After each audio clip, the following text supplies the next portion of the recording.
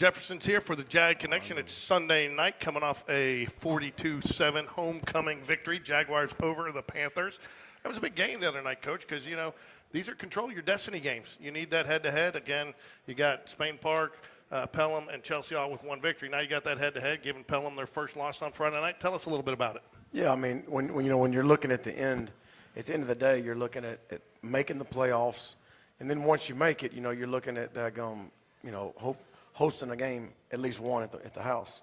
So it was a big game in terms of getting keep accumulating region wins to get in the playoffs, but then also hopefully hosting a game. Yeah, and, it's one of those weeks, and I was a coach, you say you don't worry about it, rinse and repeat, but there's a lot of distractions with homecoming week, pep rallies, wear different clothes to school every day. The more important, the Powder Puff game, that's probably, some people say that's the biggest game of the week, the game of the week. But the boys looked really prepared. They came out, you talked about getting up and starting fast, and they did start fast this week. They did. That's credit to themselves and credit to our coaches who push these kids every day, and we don't really talk about the homecoming stuff, just – we know it's a part of it, and we want them to have fun and enjoy it. But at the end of the day, we tell them all the time what's fun about playing football and winning. That's what's fun. You can go out there and have fun at a powder puff, or have fun wearing a toga to school, or have fun wearing something crazy socks. I mean, that's great, but you want to win the football game. So our kids came out really focused and prepared, and they played well. On paper, this should have been a much closer game if you looked at it. You guys executed, though, I wouldn't say flawlessly, because the coach is always going to find something, but I think the word I wanted to use when I watched the game is very fundamental. You guys were pretty sound on Friday night. Yeah, I agree. I think the kids, they knew the game plan. They were comfortable with it. It was very simple. It wasn't anything exotic, and we just told them we got to execute, and they did. Defense did a really good job. I think they had 42 total plays of defense, and 22 of those plays went for 4 yards or less. I think the second half they had 13 snaps, second half, and there were 3 3-and-outs. So the defense played at a very high level against a really good offensive football team, and their skill kids are really good. And our defense did a really good job of keeping control. Yeah, they're averaging. I think we talked last week. They had about one kid that was averaging almost 100 yards receiving per game, and another kid that was averaging 100 yards rushing, and I don't think either one of them came close to touching that. Yeah, I mean, our DBs, we were going to keep them in front of us. We knew they were going to try the long ball, and so we gave up some stuff underneath. But our DBs, they played well. I think we had a pick. We should have had 2. The one they called J-Mo's out of bounds, he was actually in bounds, but. That's when I need that red challenge flag to come out. But anyway, I thought the DBs played really well, and they challenged them, and Coach Bush and those guys did a great job. Yeah, Coach Bush, we got to talk to him a little bit before the game. He seemed very confident, very prepared, and not confident that you're going to go out and do what you did, but confident that you guys were prepared for what they were going to bring at you. Yeah, I think you talk to any of our kids that are going to go out there and play, no matter what position they are on the field, they're going to feel prepared. They're not going to be tricked. They're not going to be surprised. Because our coaches do such a good job of preparing them, and the defensive guys, they cross every T and dot every I. Offensive line looked to have a strong game as well. Looked like there was a lot of good blocking. Brock Bradley had a nice pocket all night, and there was some great down-the-field blocking that allowed you to get some extra yards. Talk about them as a unit. Yeah, Brock told me that today during our workout. He mentioned how, it was pretty clean Friday. I didn't really get touched, and he didn't. The O-line did a really good job of protecting for him. And, it just goes to show when you give Brock time to throw, give him a good pocket, he's going to, he's going to throw it to who he needs to throw it to. And our receivers made some plays. I think we threw it to 6 different guys Friday night, and a couple, 3 different guys, scored a touchdown through the air. So, anytime that's happening, you're playing good football. So, it was a good night up front. They did some good stuff up front on D-line. Pelham had 9 seniors on defense, and their D-line was big, strong. They were very good. So they gave us some fits running the football. We didn't get a lot of movement, but pass protection-wise, the O-line did a really good job. Yeah, you kind of stole my next question from me, but I thought, going into that, we talked about how senior-laden their defense was and the problems it could cause for you offensively. You're a little twisted there. Is that? There it goes. There we go. You got it. You hear it now? You good? Yep. and some of the problems they could cause for you. You seem to kind of combat a little bit, roll Brock out of the pocket a little bit, a lot of quick slants, some timing routes, but you seem to keep that defense off balance all night. Well, I mean, when you have Brock and you have we're down a few running backs, so Hudson Hibbard is trying to tote the load by himself, but we're having to mix Mason McClure back there some too. You're just limited sometimes run game wise on what you can do. So it's we had to move Brock around, we had to get him out of the pocket a little bit, and I think whenever the kids had a chance to make a play, they made it. And I think it also highlights just the strengths of a Brock Bradley, that he can pretty much do what you need him to do, whether it's make that long throw all the way across the field, throw on the run, a little misdirection in there too. And I thought I'm looking a lot. Were there a lot of checks in that more than usual in that game? So he looked like he was looking over some checks a couple of times. No, not necessarily checks, just to kind of make sure that we were on the same page of where the ball was going to go or where his read was. It was funny. One of the plays, one of the touchdowns he threw, he comes off the field and he just kind of looks at me and gave me his fist. He's like, "Hey, that's a pretty good call." Thanks, Brock. Glad you approve. Yeah, I appreciate it, man. Let Dr. E know. Yeah, but I told the coaches, me and Coach Purnell looked at each other. We're like, man, we're gonna miss him next year. Yeah. But no, it's the thing about Brock is he's gonna get the ball. He's gonna spread it around. And right now we've got some guys stepping up. You're gonna talk to one in a minute, Barrett Price, a little sophomore, but you got guys stepping up around Brock because he puts it on them where they need it. If he misses, that's the thing about it is, when he misses something, it's like the world stops. Right. Like he's allowed to miss a pass. He's right. allowed to throw a little bit off. But like when he does, it's like, man, what happened? Because Brock he very rarely misses a pass. So a couple times the timing was off the other night with him and Kenna. But the second half he came back and he put it on in perfect time. So, but it's good to have him and these kids. They know the ball is going to be on them. What causes that? How do you find that from half to half? You okay? You need me to fix it? You going in and Just out? going out a little bit. Here you go. Let me get it. It's probably just it's probably a little loose. You got it there? There we go. That'll work. All right. Better? Yeah. All right. How do you get that? How do you work to get the timing during the game? It's not kind of like you're slicing the ball in golf. It's hard to kind of correct it in mid round. How do you do that? I mean, if you would have asked me that 10 years ago, it would have been we would have sat down on Sunday, and we would have seen the adjustments we should have made. But now we look at it during the next drive. So when he came off the field, I had the iPad because I could tell it was just off. So he comes off the field, and we looked at it together, and he was like, all right, I see it now. So the next time we did it, he put it right on Kenna. So it's just the adjustments that you can make now that you couldn't do 10 years ago. That you go back and watch it on Sunday, and you kick yourself because it was just something small that you should have seen that you didn't. But now we do. So it's a lot of times Brock comes off, and I'll pull the iPad out. Me and him will look at it, and once he sees it and it registers, he's a very smart kid, so it sticks. Walk us through that a little bit for the parents that don't, or the people that don't totally understand. You got the tent down there, you got some TVs, you got some iPads. What are you getting, and what are they looking at in between series, and what are the coaches walking through with them? Well, I mean, when the offense comes off, the O-line and the tight ends go to one side. We have a big huddle box we just bought that has two 55-inch TVs in it, and they're facing opposite ways, like that. So the O-line and tight ends sit on this side with Coach Moore, Coach Clark, and Coach Arrington. And on this side, it's the skill guys, the quarterbacks, running backs, receivers with Coach Purnell, Coach Simmons, and Coach Mosley. So they watch the previous drive, and we kind of fix what we got to fix and celebrate good stuff and correct bad stuff. But, and then we have a couple of iPads floating on the sidelines that I always have access to, and I could, you could watch the kicking game, the previous drive, go back 3 drives, and it's just a very good teaching tool, and it allows us to make adjustments on the run that help our kids, be successful.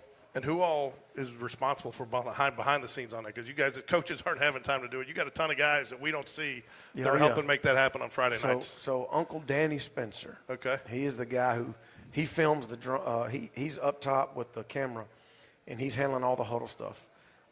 Coach Beverly, Patrick Beverly, is in the end zone. He's got the drone shot. So you can watch the wide view or the drone shot. You can watch either one you want to. So they get that set up. Coach Matt Bowden helps us get it set up. Matt Hall, but now we don't need TVs. We don't need a lot of stuff. All we need is the big huddle box. We just roll it out, plug it up, and get the TVs up, and we go. So it's it's really good to have. We're blessed to have all the things that we need to be successful, and it helps. I think our kids enjoy coming over there knowing they can watch.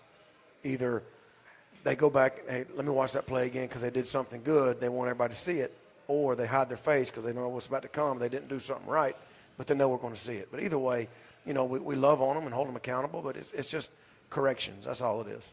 We're going to jump to some plays here in a minute, but before we do, we want to preview tomorrow night's actions at Spain Park. Game Day Sports Radio are going to be out there covering live and doing play-by-play for the freshman Jaguars who take on Homewood and the JV Jaguars who take on Pelham. Talk a little bit. You do have some guys that come up for Friday nights, but will be playing tomorrow night just to get them reps, right?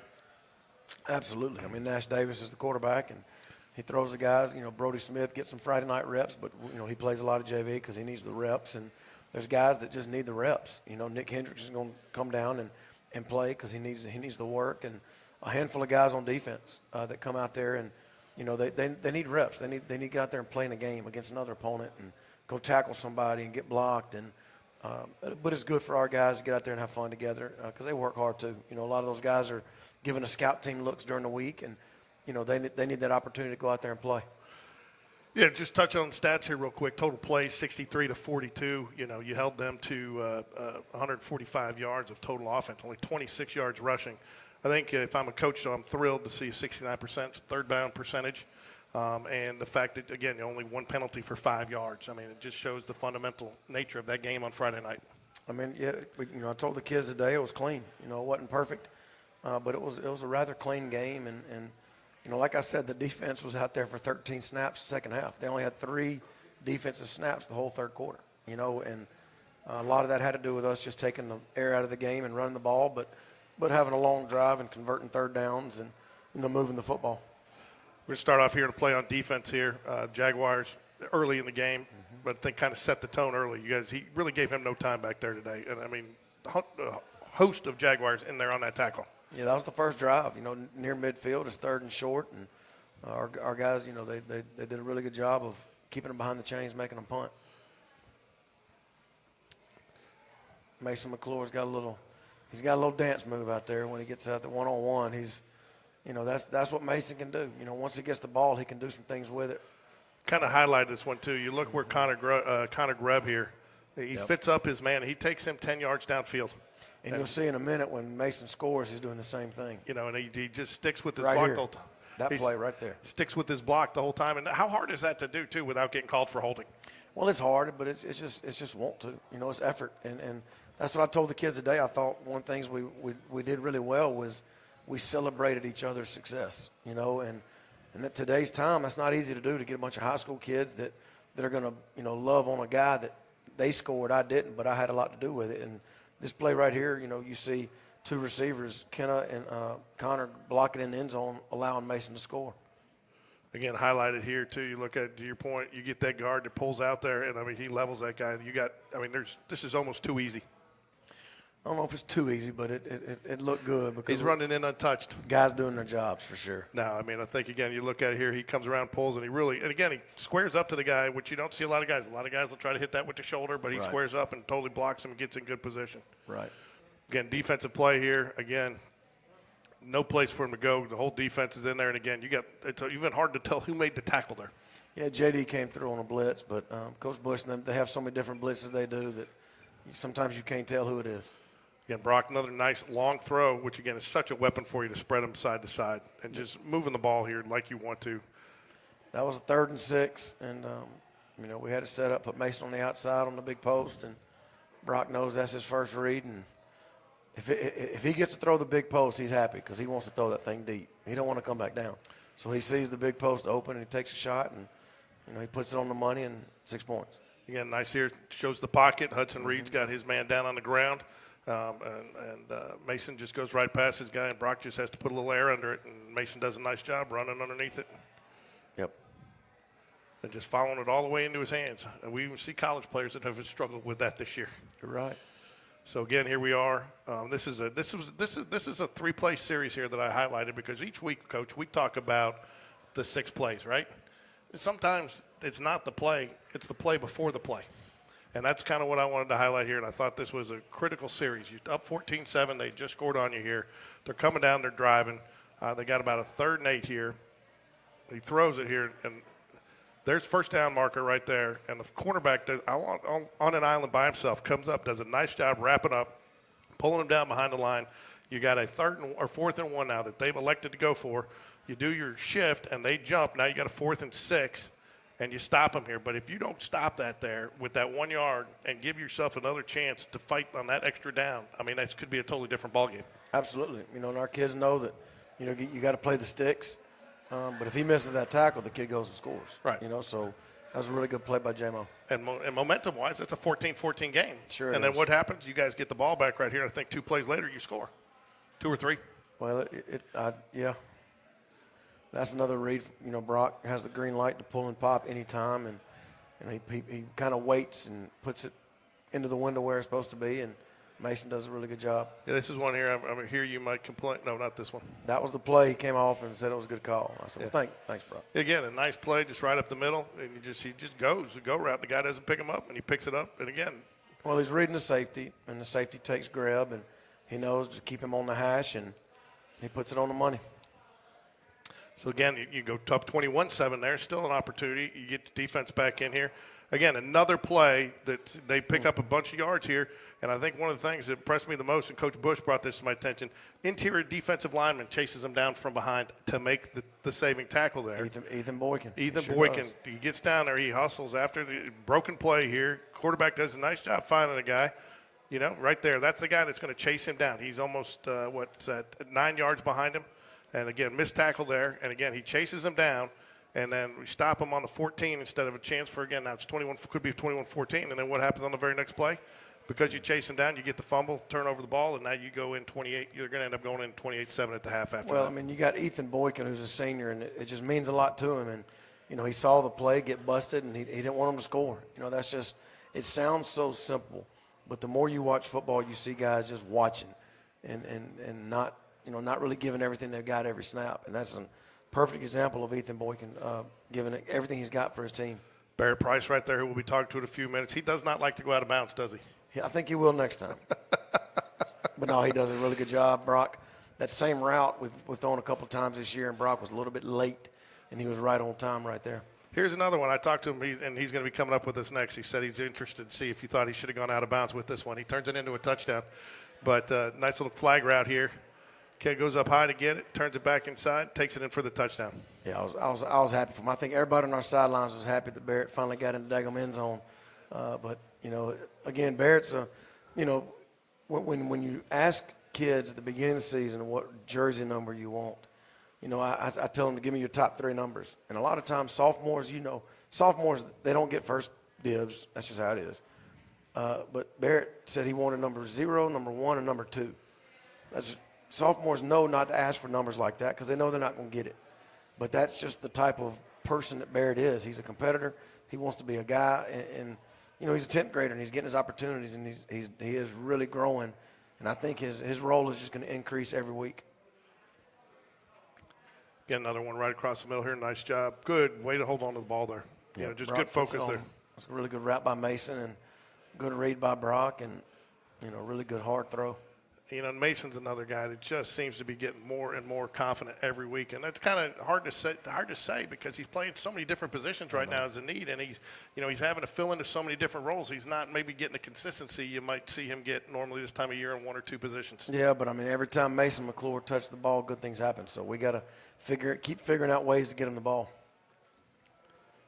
Another little end around here. Again, you do a nice job with some misdirection. They walk into the end zone there again. Now, this is set up by you got some nice blocking here, good pull. You know, you got a lineman out there just gets that last finished block on him. Yeah, it was a good play by Kenna. Here's one he was running for his life all day. Here's another one. I thought that should have been intercepted. We had a couple of chances for some more interceptions.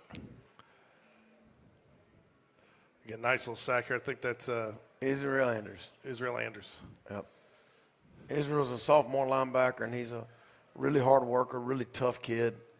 He's going to be a really good football player. You know, he comes from a tough line of his dad's a UFC fighter, so he's got it in him.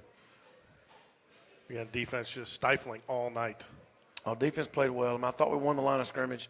I think the D-line and linebackers really played well and were very physical all night. Again, it was just a lot. I mean, that was kind of the highlight. You talked about it. You know, there were so many defensive plays, so few defensive plays, but they were almost all highlights. You're right. You're right. I mean, it was very, very few defensive snaps. I'm not sure who the quarterback was in on the victory formation. That was Arnav, a sophomore, Arnav Kumar.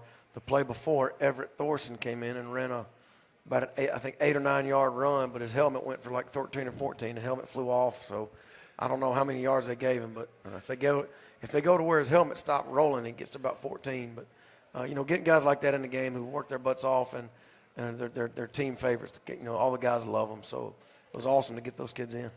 Yeah, it is, especially homecoming, but also an opportunity. And again, it not only gives them reps, but it also, some of those kids, they're working hard during the week, and it's a nice little reward to let their friends, let their parents see them get out on the field and show what they can do. That's it. I mean, they work just as hard as everybody else, you know, and it was good to get those guys in and let them get out there and have a little fun.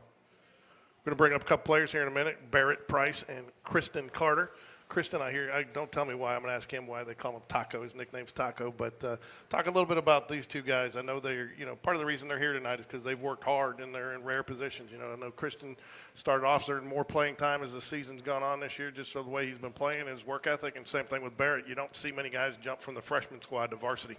Yeah, I mean, like I said about Barrett, you know, he looks at himself and he sees a big-time player. And I think that confidence just comes from how much he trains and how hard he works. And, you know, he wants to be prepared for the moment. And he's going to be a really good football player, you know, and he's getting a chance to get out there and play with a really good quarterback and around some really good receivers. And, you know, he's holding his own. So he's got a chance to be a really good guy, a really good player. Taco, Christian Carter, his name, they call him Taco. And I'm waiting to hear his answer because I don't even know the answer, why they call him Taco or how. But he's a junior D lineman. And he's in you know, I think he was hurt early, he had his knee or something, but he's worked his butt off, you know, and he's another one of those guys on the D-line that it means a lot to. And he plays with really good technique.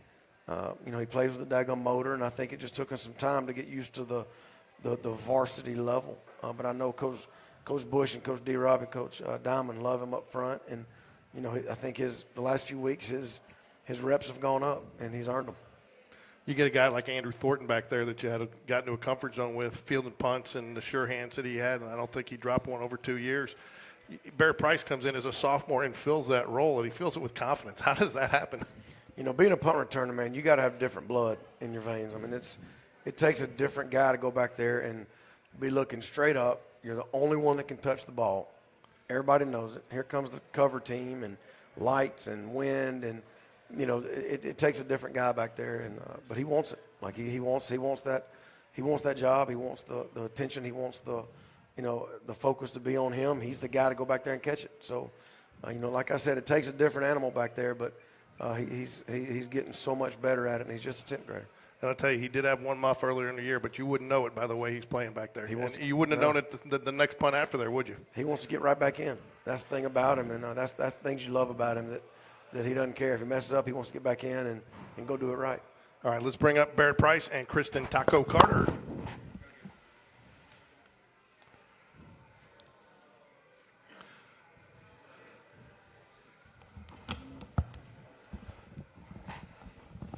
Hey, slide your chair just around a little bit more. So there you go.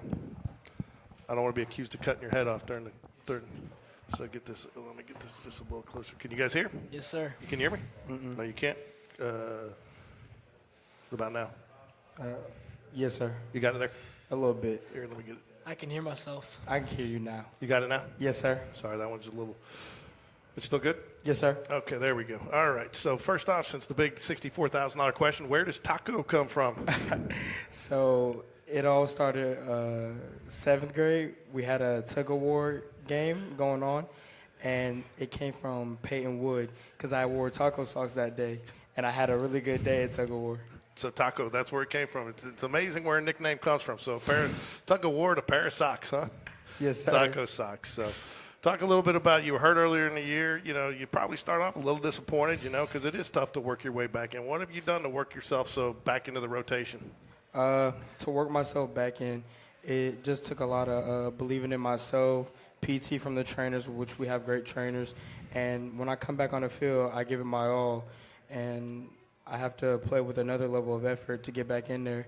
And it's just all about the heart to get back in there.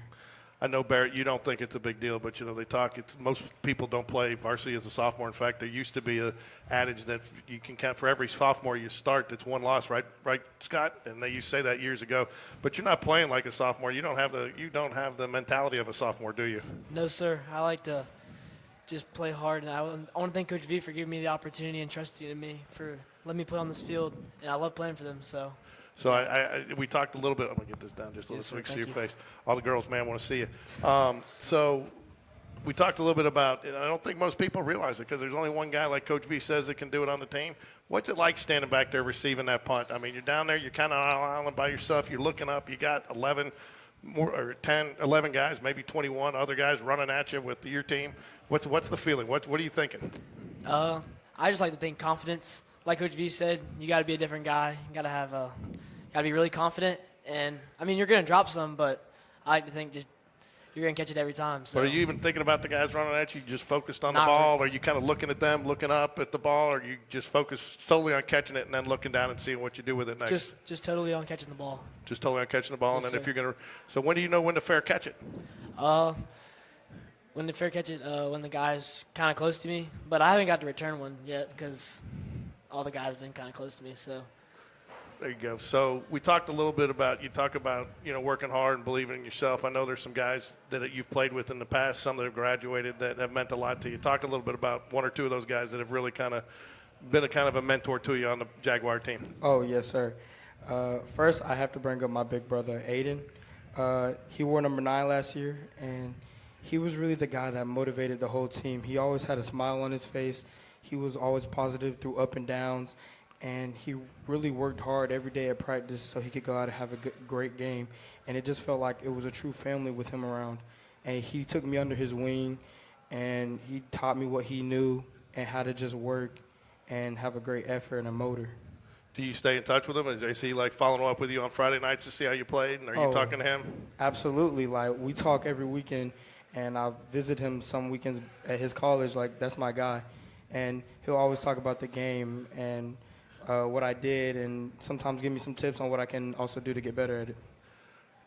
Obviously, Spain Park has a phenomenal quarterback in Brock Bradley, but we got another good one coming up behind him in Nash Davis.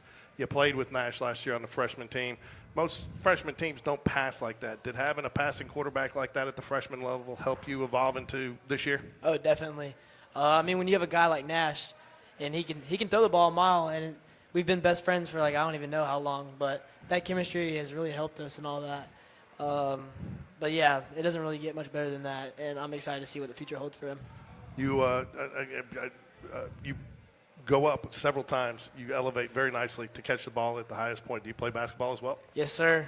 What are you playing in basketball? Freshman, JV, or not freshman, JV or varsity? I think I'm going to do JV and varsity this year. Depends on what Coach Black Coach sees Black, in me. yeah, Yes, because sir. I can tell by the way you elevate. You like to go up for the ball. Yes, sir. Doesn't seem like you have a route that you don't like. You'll go across the middle, you'll go down the side, you'll run across them. Is there a route you prefer? Probably that big post. That big post. Everybody loves that big post, Coach V. So we showed a highlight earlier. You caught the ball, but hit the ground and pivoted back. Did you know you were going to do that when you caught it, or just was it feel? It was basically just feel and feel. Talk a little bit about Brock Bradley and some of the seniors on this team in the offense. You've got Hudson Reed, offense in the huddle. You got Jackson Bryant, the center in the huddle. You got Brock Bradley, a senior. So talk a little bit about what they've meant to your development and how they've kind of helped you come along. Yeah, shout out to the senior hogs, Hudson Reed, Jackson Bryant, all of them. They protect Brock Bradley, and Brock Bradley, I feel like he's given a lot of trust in me. And Ken Arrego has really inspired me, and I love playing with him and his work ethic. I feel like it's really pushed me as a player. So, yes, sir. Do you find that, when you have successful receivers like Ken Arrigo and Mason McClure, you gear open a little bit more because somebody's not paying too much attention to you because based off film, maybe you're not there yet? Yes, sir. So you're the benefit of it. So who's your favorite player to play with on defense? My favorite player? Yeah. I got to be honest right now. It's really got to be TK Slaughter. Okay. He's that guy on the field that's going to yell at you. He's going to yell at you till you do right, and he's going to try to motivate you. He's that guy on the field, like, when he speaks to you, he just wants you to do your best, and he'll get on to you endlessly, but he's a really funny guy. Yeah, I heard we interviewed him a couple weeks ago. He's a good kid, and we were glad. And he just is his first year at Spain Park, and so I've heard that's one of the things I heard about him was his leadership. Now, one of the things that people say about you is everybody loves you. Everybody think you want to be. I mean, everybody pulls for you. You're everybody's friend. So are you kind of the jokester in the locker room? Yes, sir. But I also just try to be a really good person to everybody, no matter what. What about you? Who do you hang out with most on the offense? Probably my brothers at receiver, Mason McLaren, Ken Orrego. But Mason really pushes me too, and he's like our leader. He always get on to you, make sure you're doing your best. That's what I really like about Mason. So tomorrow night, I told you this earlier, we are going to be covering the freshmen in the JV game tomorrow. So technically, a lot of your friends are still probably playing JV. Yes, sir. Preview it for us a little. Give me a few names that where you should be on the lookout for tomorrow night, and what would you expect out of that game? We got Taylor Jones, receiver, plays that slot. He does a really good job there. He runs pretty good routes, really good hands. We got Asher McBride, really good kid, really good athlete, really strong, really good in the weight room. He has a pretty bright future. Yes, sir. And then Joseph Hall, really good worker, really good player, good hands. And yes, sir. And Nash Davis. Okay, Nash Davis. Who's playing? Who's running the ball for the freshman or the JV right now? Right now for the JV it was Ducati L, but right now we have Joshua Tinney. Okay. Joshua Tinney will be toting the rock. Toting Tinney, that's his nickname. Okay, there you go. I like Tinney. it. I like it. So, Taco, what has been one of your most favorable moments so far, most memorable moments playing for the Jaguars? Honestly, it'd be from last year, and it would be us beating Hoover. That was such an experience that someone would never forget. Such an atmosphere. The whole stadium packed at the Hoover Met, and everybody's just going wild. And it's such a close game, and we just pull out the win, and it's just a great experience being able to win. Emotions flying high, but overall getting the win is just the best thing ever. Winning's really fun. What about you, Barrett? I know you're pretty young, so you probably don't have many opportunities yet, but what's something that's been memorable for you so far? Probably last year at the end of the season where I got to travel with the team and all that. I wasn't eligible, but I was a nice little cheerleader on the sidelines. But that experience that was awesome, getting to be with all those seniors and juniors and all them. But that was really fun, and the playoffs too. That was really fun. So probably, yeah. You're a young guy, so we'll see if you picked up. I ask everybody, what's the one thing that drives Coach V the most nuts on the practice field? Ooh, probably when you take off a rep, like a route. I haven't heard that one. The number one answer is always palms up, hands up. Palms up too. Yeah, palms up. But I like it. I like taking off. I've always heard that's what Coach Bush hates. Coach Bush will be on you quicker than a fly. And you know what? If you take a rep off in practice. Oh, absolutely. And so Coach Bush is a guy that, I really like. And not only does he buy into you guys as players, but he buys into you guys as students. I know he comes to some of the other – I've seen him at basketball games and other things. He's coming up. He's going to call part of the freshman game with us tomorrow. What does playing for a guy like Coach Bush mean to you? Coach Bush, he's such a great coach, but also just a great person. Like, it's not just a sport to him. He also cares about the kids playing the sport, and he really pours into the kids and even comes and watches them at other sports that they do. And he's really like how do I say it? He's strict on the field. You got to do it right. And he wants you to give effort. But usually when you give enough effort, that's all that matters, really. What about you? I know you got two wide receiver coaches, and they really, there was a big question about you guys coming into the year this year with some transfers out, some guys and people got hurt. Did you guys start the year a little bit with a chip on your shoulder because you guys knew you were better than people were giving you credit for? Yes, sir. Really just had to work hard and all that, and work hard and be different. So what's something that you've learned on the football field playing for the Jaguars that you think is going to help take you successful in something else in life? Probably the discipline, the commitment, the discipline. Probably like when you don't want to lift, but you got to lift, and I hope that will probably really go forward in life and being a better man. So there you go. What about you? Same question. Building off a little bit what Barrett said, and it's a commitment, and if you do something, you got to be committed to it, but also building off effort.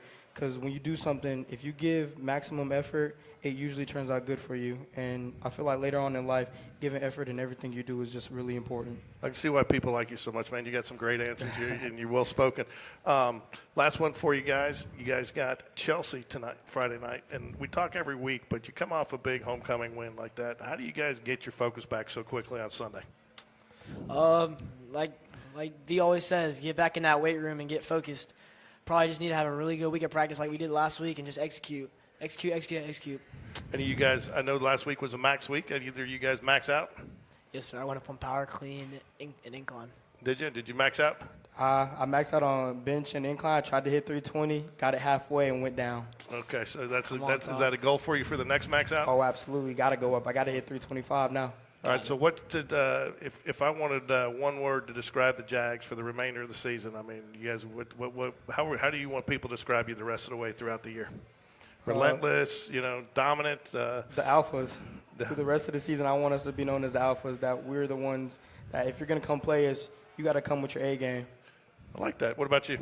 Exactly what Taco said. Got to be the alpha. Got to show them that we're better than you, and we will come out and dominate, and we will throw the first punch. Well, I know one thing. When I saw Pelham walk off the field Friday night, they did not want any more of the Jaguars. So bring that every night, and wish you guys both the best of luck on Friday night against Chelsea, and thanks for joining us tonight. Yes, sir. Yes, Thank sir. you for having me. Go Jags. Go Jags.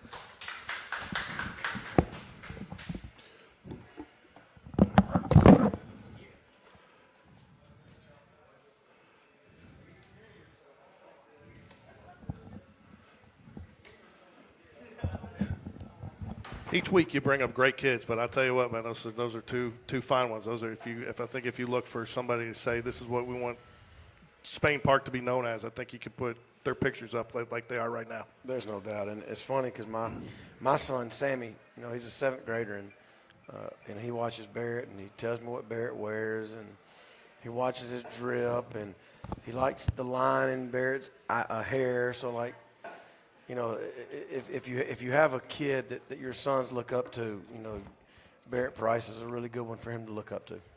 Yeah, I mean, just a great story too. With Taco, starts off hurt, keeps working hard, and it's got to make you feel good, Coach, to hear the foundation that you've built. That they're relying on past players. Yeah, and people want to be a part of this program even when they're gone. I agree with that, and that's a compliment to everybody. But I can't sit here and take credit for Taco being such a good person. I mean, his mom has done such a good job with him, and he's a good kid because he's a good kid, and he's got a great heart. He's a hard worker. He's one of our captains, and he's just a pleasure to be around. And he's you always look at kids and you want to, you hope your son grows up to be respectful and all that. And Taco and Barrett are 2 examples of what you want your sons to grow up and be like. So we talked a little bit, and then last week I brought it up, and it was a little premature. So last week was a max week. So give us kind of some of the results. I know you heard Taco say he missed one. He's trying to hit 320 and only got halfway up, and that's his goal. So you love to hear that determination. But talk about how, as a unit, the entire team did. All right, so we went into the week at 49 guys, power cleaning 225 at least, and we picked up 5 more. So we're up to 54. We went into the week with, I think, 6 300-pound benchers. We picked up 5 more. So we have 11 kids in our program, and one of them is a 9th grader that bench at least 300 pounds. So, we have top 10 boards in our weight room, and, and just to look up there and know that, if you're not at 300, you're not in the top 10. That's incredible, and it just goes to show these kids. That's the thing I tell them all the time, like, weight room, those numbers don't lie. Nobody does that for them. That's what the weight room, that's what it does. Nobody does a lift for you. Nobody does a rep for you. You have to do that. And when you do, you see the results. So we have, we got light kids, small kids. They'll never be as strong as our bigger guys, but they're going to be as strong as they can be. And, you have individual victories along the way, and you put all of it together, and you got a strong football team. Like everybody we play is going to have strong kids. But I don't think everybody we play is going to have as many. And I think that makes a difference of, if they go out there and play, like all of our receivers, our starting receivers, they all clean 225 or more. And that's unheard of, and everybody that runs the ball in the backfield clean 225 or more. And you know, so I mean, I think it's just a mindset that these kids know we're going to get back in there. They're going to get protein every day. They're going to live 4 days a week. And I think that just, you know, a lot of times it just gives kids confidence that they wouldn't have otherwise. And, you know, so it just, you know, we're going to rinse, repeat. This week we start the cycle over, and probably in about 5 weeks we're going to remax. Probably the first round of the playoffs that week, so we're going to get another max. So, now, you know, we're going to be chasing 60 then instead of 50. So real quick, and to highlight how far you've come, your first year here, how many kids did you have that could bench over 300? I think we had one the first year. I think we had 9 when we first got here. We had 9 or 10 that power clean 225 or more, you know. And last year was our record. We got up to 61. And then a lot of those seniors graduated. We had some kids leave, so we got down to like 32, 33 last January. And then every month it keeps creeping up, and here we are at 54, you know. And hopefully we can get past 61 like we got to last year. But I don't know. I think that's just a credit to these kids. But just having a strong program and it's consistent. You know, you can't get strong if you lift 4 days a year, 4 months out of the summer and then stop when the season hits. And you don't get strong if all you're lifting is January to May and then stop in the summer. Like it's just a consistent deal, and you know it's fun to watch. It's fun to watch kids get stronger. So on Wednesday, I know we talked about tomorrow night, but Wednesday we will be covering Berry football, 7th and 8th grade action. Berry Jaguars at home at Spain Park against the Oak Mountain Eagles. Touch a little bit on the importance. One of the things in your goals when you came in several years ago, was to kind of bind that relationship and build on it and work it as one program. And I think you're seeing the results of that now. Yeah, I mean, we got guys like Matt Bowden and Rusty White down there at the middle school who do such a good job with those kids. And, you know, they take a lot of pride in what they do. And anytime the kids take pride in what they do is because the coaches do, you know. And there's a very good relationship with us and those guys. And, you know, whatever they need, they get. You know, if they ask me to borrow this or use this, yes, you know, the answer is never no, you know. And I think that matters. You know, so it's good to have them around. It's good to, you know, a lot of those kids get in free on every home game. I want them there.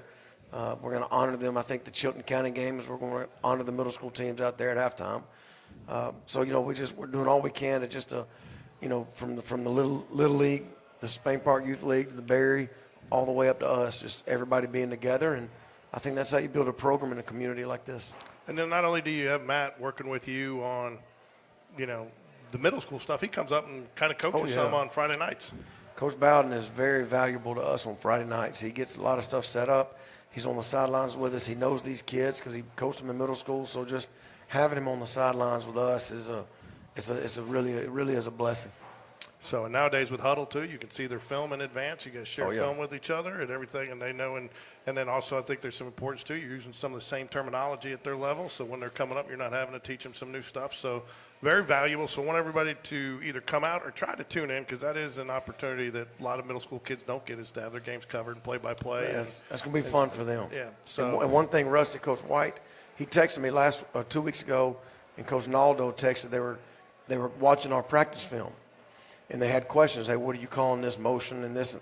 So like they have access to all of our film, the game film, practice film, scout film, everything. And you know, when they see something that we're doing and they want to try it down there, they'll ask questions about it. So a lot of the things that they're using is the stuff we do, a lot of little terms. So, you know, those guys are valuable, man, and they're really good people. The other one I want to touch on, too, is you see some of these kids. In fact, I'll tell you what, I didn't believe it, but, you know, I'll tell you what, you had like a little posse of freshmen outside your office last time I came in to do the pregame show, because freshmen, live first period? First period. First period. So you're with, I mean, just because they're not varsity, you're still with these kids, I mean, from the day they hit high school and even before. I mean, I have my hands on them every day. I mean, the ninth graders, they live first period, and I'm in there. Like, you know, if any other coach wants to come in there, come on, but I'm calling roll. Like I can't have, I don't know, I couldn't sleep if I wasn't in there with those kids, because that's when you build the program. That's when the heartbeat is created. You know, when it's hard, when it's sweating and it's not fun sometimes. That's when it's made. And you know, I want those kids that you know what I value. I want them to value. And we value the weight room. We value hard stuff and hard work. And so I'm gonna be in there. There's not a day that goes by the kids are lifting and I'm not in there, because that matters. So what will we see tomorrow night out of the freshmen first? We'll start with freshmen first. What should we expect to see? Tell us a little bit about the season they've had and what to expect. So this freshman group is very talented. They have a lot of talent. They have a lot of, they got big old linemen. They got some good skilled kids. They got good linebackers. I mean, they've got a lot of good stuff. It's a very energetic, I guess I could say, group. They play with an edge that sometimes borderlines, scale it back a little bit, guys, kind of. But you don't ever want to take that edge from them. I tell them that every day. I never want to take the edge from them, but they're going to play hard. And they enjoy playing with each other. Like on practices and weight rooms, they get after each other's tail. But when they link up and they get to go play somebody else, I can say stuff about you, but he can't. It's that mentality, and it's fun to watch. And Coach Spencer and that staff does a great job of trying to just keep them in the lines. I mean, it's, sometimes they might get out. You got to get them back in and got to keep it moving. But you're going to see a lot of that ninth grade group's going to play with a lot of effort. And I just hope if they make a good play, they don't celebrate too much because they like the celebrations too. So it's a fun group, and I can't wait to get my hands on them. Will they sling it like last year with Nash Davis, or is it going to be a little bit more? We're going to see a little bit more on the ground. Yeah, I mean, Kramer can throw it around, and Ken Arrigo's little brother, Makoa, they can both throw it around a little bit. But, the old linemen, they'll, if they make a block, they're going to tell you about it. If they pancake you, they're going to let you know. So it's it's a group you got to watch. You got to watch them really intently. There's been a couple times this year that I was watching, and I had to go out there and stop talking, just go to the next play. But again, they got a chip on their shoulder. They play with an edge, and that's what's going to make them great. I keep telling them every day that's going to make y'all great once we get to control of it. How much has the Hog of the Week impacted that mentality? Because, a lot of times an offensive lineman is overlooked. You only hear about him when he's made a mistake. Now, it seems like there's been more and more pride developed each year in that Hog of the Week stat. Coach Moore got the O-line a Letterman jacket, and on the back it says Hog or some Hog of the Week. I don't know what it says, but it's a legit Letterman jacket. And whoever wins Hog of the Week gets to wear it that week. So last week it was Isaac Harris, and today was Hudson Reed. So Hudson gets to wear it this week. And they argue over the grades. They argue, they try to dispute it. It's incredible. But the thing about the Hogs is Coach Moore has done such a good job of making O-line fun. Because a lot of places, you have to have them, but the kids don't take that much pride in it. These kids, because Coach Moore, the way he leads, they just got him a blanket, a Hog for Life blanket with his name all over it. He gives them gifts or some little trinket every Sunday. Today was a pack of Nestle Crunch because he says he wants them to finish the block and crunch them. It's always just something crazy. But the best thing about this, you'll like this. When we film all the games, so the JV games, when they get filmed, the older linemen grade the young guys. Okay. They give them their grades. So it's they have their own cult. It is a cult. Yeah. I'm not afraid to say it. It is a cult. And Kerry Moore is the leader of the cult. But, man, those guys love each other, and it is fun to watch. And those guys work really hard, and they've gotten a ton better. And that's fun to see kids get better. But it means a lot to them. And it feels like that enthusiasm is trickling down to the younger ages. Oh, there's no doubt. I mean, they got a little battle cry, when they call the Hogs, the Suey Pig, the Arkansas, that's but you'll hear somebody call it from the other side of the field, and you know what it is. That's the old lineman doing something crazy. So, but it's a good group. All right, now the next one we got is JV. Just touch on JV a little bit. You will have a mix of some guys we see on Friday nights, but that probably don't see a lot, and the guys that are trying to burst up onto Friday night. So what can we expect out of them tomorrow night? Well, offensively, I think that JV group starts with Nash Davis. I mean, he's the next man up, and he's got a chance to be a big-time football player. And, if not for somebody like a Brock Bradley, Nash Davis would be a 3-year starter. He would. At a lot of places, he'd be a 3-year starter. But he gets it's a blessing that he gets to sit back and watch Brock do it and learn everything from Brock. So everything tomorrow is going to start with Nash on offense, and he makes some big-time throws. And he's put together a little highlight film of his JV games, and he's made some throws on that JV game film that's just big-time throws. So offensively, it starts with him. And like Barrett said, Asher McBride has scored a handful of touchdowns in JV games. And, Brody Smith last week had a really good JV game against Vestavia. And, so it's fun to see those guys. Sawyer Scott has got a chance to be really good. Him and Ford Tate, really good tight ends offensively. And then defensively, you got Anderson Walker at safety who just does everything right. You got a young corner like Dwight Bedford who's got a big-time future. He's long, and he's got a big future ahead of him as a sophomore. But, James Jones, you got guys that are playing on the JV that we're expecting to come up and help us play on Friday nights in the near future. Isn't there a McClure on there too? No. Xander and Mason are both on they're varsity. both up. Okay. I think there's like 19 McClures coming from the south, from the Little League, though. Okay. There's a bunch of McClures coming. I thought we called a couple of names last year. Now, I remember calling Jones's name. So, yeah. All right, tough game coming up Friday night. You're on the road. Chelsea, always scrappy. They're going to run the ball on you. They're going to try to run the ball. They like to run the ball. They're not throwing the ball quite as much in the air, but they can get creative on the ground. So what do you got to do? Well, first thing, Coach Cassidy is a good friend of mine, and we've coached against each other since he was at Pleasant Grove in early mid-2000s, and he's going to do a really good job of scheming. And they're going to have some wrinkles. They're going to have some tricks. They're going to have some formations we're not ready for, motions and all that. And those kids are going to play hard. They've gotten really strong. Like that is one thing that Chelsea has really sold out in the weight room, and there's some big kids. So it's going to be a physical game. It's going to be a legit heavyweight battle, and we expect them to get after our butts. And they got a good season going too, and they're trying to fight for the same things we are. We're trying to fight for home field playoff game, and they are too. So we know we're going to have to get off the bus swinging, and it's going to be a really big atmosphere over there right down the road. And they've done a lot of work to their stadium. They knocked down the old visiting side, and they built a huge home side. So the old home side is now the visitor side. So they flip sides, but it's a gorgeous field. It's a gorgeous school.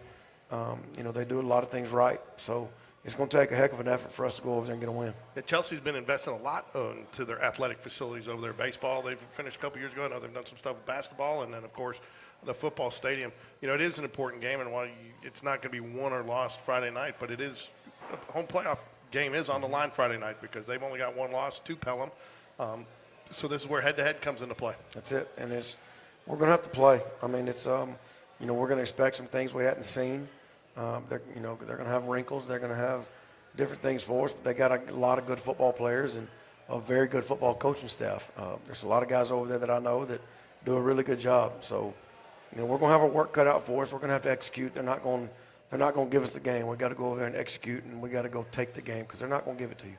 Defensively, what are they going to show you that you got to try to be prepared for? Well, their linebackers are really, really good. Their two inside guys, number 3 and 33, are really good football players, and their edge guys are really good. They got some young DBs who are really good. They have a safety, number 10, who had a bunch of interceptions last year. So, that's Coach Lowry on defense, Coach Wright, they do a really good job of getting their guys and playing to their strengths. So we're going to have to figure out ways to run the ball and hopefully let Brock get us in some good plays and out of bad ones. And we're going to have to make the plays. And we're going to have to block downfield like we did this past Friday night. And, when you get a chance to make a play, we got to make it. We can't drop an open touchdown or on a 2-minute drill not go out of bounds or, things like that. But we just got to make plays and just not panic. And no, that's the thing about our guys is nobody panics. We don't get too high. They don't get too low. Like Barrett knew I was about to light him up, and he just kind of shook it off and said, I got you. So let's go, and a couple plays later he scores. So, we don't get too high, don't get too low, but just, we got to expect a dogfight Friday night. You talked about it earlier, but, it's tough. You got to love a kid that doesn't want to go out of bounds, but, you love that, want to pick up the extra yards, but sometimes you just got to do it, right? Oh, no doubt. You got to know when. Like the first time he should have gone out. But the second time he just made a play. A lot of kids would have caught it. Had that have been me 25, 30 years ago, I would have caught it and got out of bounds because that was the right thing to do. But I wasn't as talented as Barrett. So Barrett makes a great catch, spins, and goes and scores. So, you just got to know when. And I think as he gets older, he's going to learn the when and the where. When do I get out of bounds? When do I go make a play?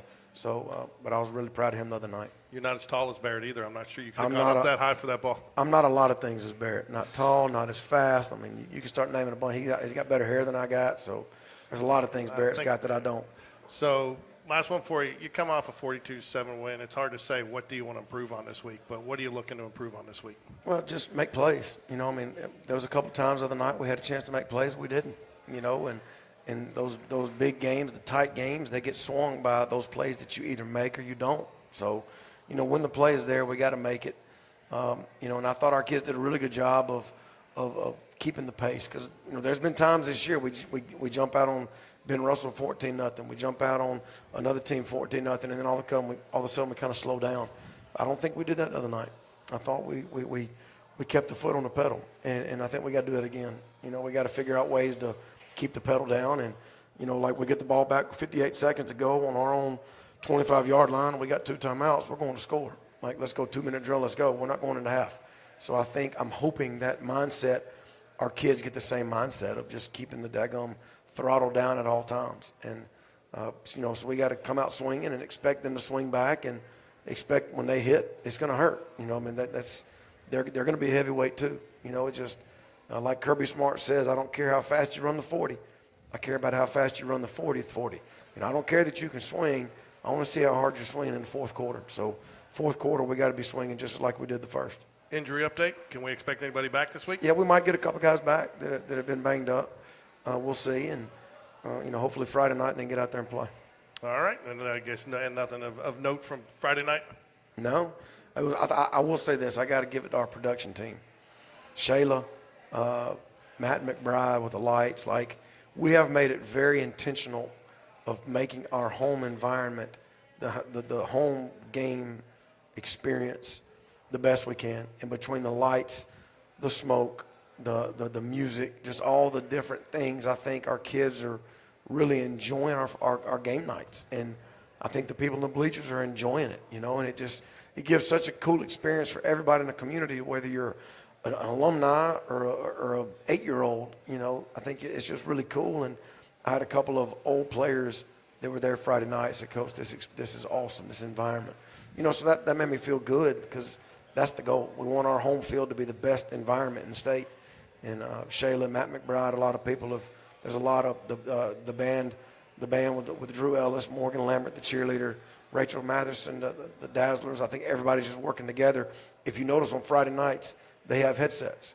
So they're all communicating on what's next. And they're kind of, Shayla's up in the booth running the show with William Latch. And I think that matters. You know, it matters to have a good experience and let these kids have fun. So I had to say something about them, and we'll be back home in a couple of weeks. Yeah, 2 weeks off on the road, but we want the Jags fans to travel. Get your tickets on GoFan, but more importantly, tomorrow night, get your tickets or come out and watch us on GameDay Sports Radio, the freshman and JV, and then again on Wednesday, we will be covering the 7th and 8th grade team. Remember, if you haven't had a chance yet, get out there, like and subscribe. We are doing a promotion that everybody that subscribes between now and the end of the season, there will be a contribution made, financial contribution made to Spain Park football. We've already had some people do it, so want to thank those who have joined the GameDay Sports Radio Spain Park family. Until next week, Coach, go Jags. You got it. Go Jags. Thank you.